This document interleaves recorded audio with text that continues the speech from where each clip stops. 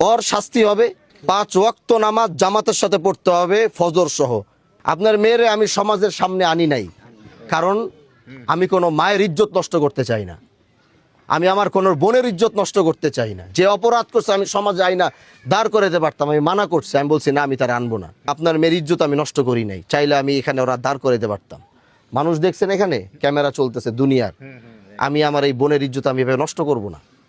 সে ভুল করছে, আমি এটাই বুঝাইতে চাইছি যে প্রকৃতভাবে দ্বিতীয়বার আল্লাহর কসম করে বলতেছি, দ্বিতীয়বার যদি আমি এইরকম আরেকটা কথা যদি আমি আপনার মেয়ের নামে আর জীবনে শুনবো, বেটা তরে শুদ্ধ আমি এখান থেকে খেদাই দেবো। কিন্তু কয়ে দিলাম, যদি বউ কন্ট্রোল করতে না পারো, বউ নিয়ে অন্য জায়গায় জায়গা। বেটা আরেকবার যদি আমি দ্বিতীয়বার শুনবো, আর মোবাইল চালানো বন্ধ।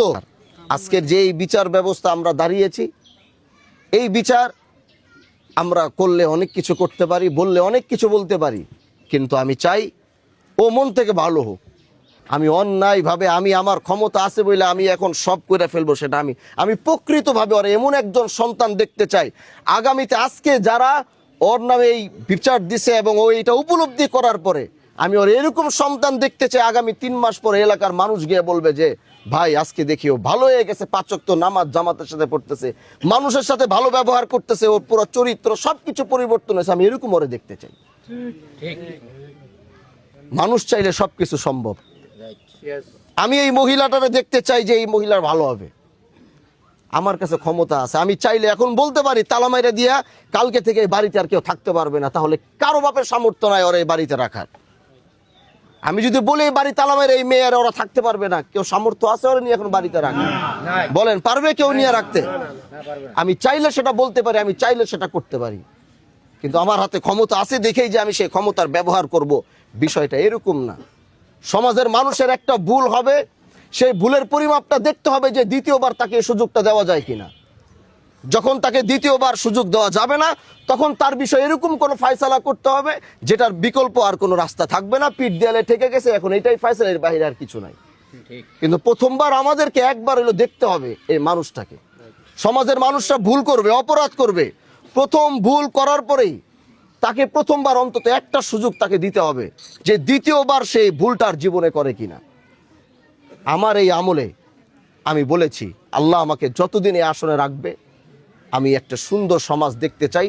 সেটা কি আপনারা আমাকে দেখাতে পারবেন ইনশাআল্লাহ? বলেন দেখাতে পারবেন ইনশাআল্লাহ? ও যে আরে মারছে, মারামারি করছে, যতটুকু ক্ষয়ক্ষতি হয়েছে, যাই হয়েছে, জরিমানা একটা নির্ধারণ করবেন এখানে। এই জরিমানা আপনার দিতে হবে, ঠিক আছে? রাখেন। এই আপনার স্ত্রীটা বলেন, মেয়ে মানুষ বইলা সব সময় খালি সহানুভূতি পায়, কিন্তু এই সহানুভূতি কতদিন সমাজের মানুষ দেখাবে? বলেন আপনি, এই সহানুভূতি কতদিন দেখাবে? নিজের বউরে সামলাইতে না পারলে বউ বাচ্চা নিয়ে সব নিয়ে এলাকা থেকে যে বাগিয়ে। আর যদি দ্বিতীয়বার কোনোদিন আমি শুনবো তোমার এই অপকর্মের কথা, তোমার বউ কারো ফোন দিছে বা তোমার বউ কোনো কিছুর সাথে জড়িত হয়েছে, তাইলে এলাকায় তারা কোনো থাকার কোনো সুযোগ নাই। আর তোমারে কই, চাইলে আজকে তোরা অনেক কিছু করতে পারতাম, ভালো হওয়ার একটা সুযোগ দিলাম। এলাকার মানুষ যেন আমার কাছে রিপোর্ট দেয় আগামী 3 মাসের মধ্যে যে ও পরিবর্তন হয়েছে। 5 ওয়াক্ত নামাজ জামাতের সাথে পড়তে হবে ফজর সহ, এটা কমপ্লেন আমি খোঁজ রাখবো। কোন পাশে মসজিদকে, ইমাম সাহেবকে, ইমামকে, এখানকার ইমাম আছে মসজিদের বিল্লাল, ফজর থেকে শুরু করে এশা 5 ওয়াক্ত নামাজ জামাতের সাথে আদায় করবে টানা 3 মাস। কয় মাস? এর মধ্যে একদিন ফজরের জামাত যদি মসজিদে উপস্থিত না হয়, ওইটা আপনি লেখা রাখবেন, মনে থাকবে। কি বলছি কথা বুঝেন নাই আপনি আমার?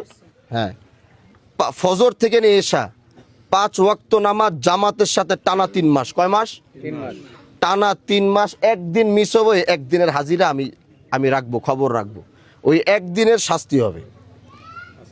টানা 3 মাস, মনে থাকবে ইনশাআল্লাহ। ভুল হবে জামাতের সাথে। কি বলছি?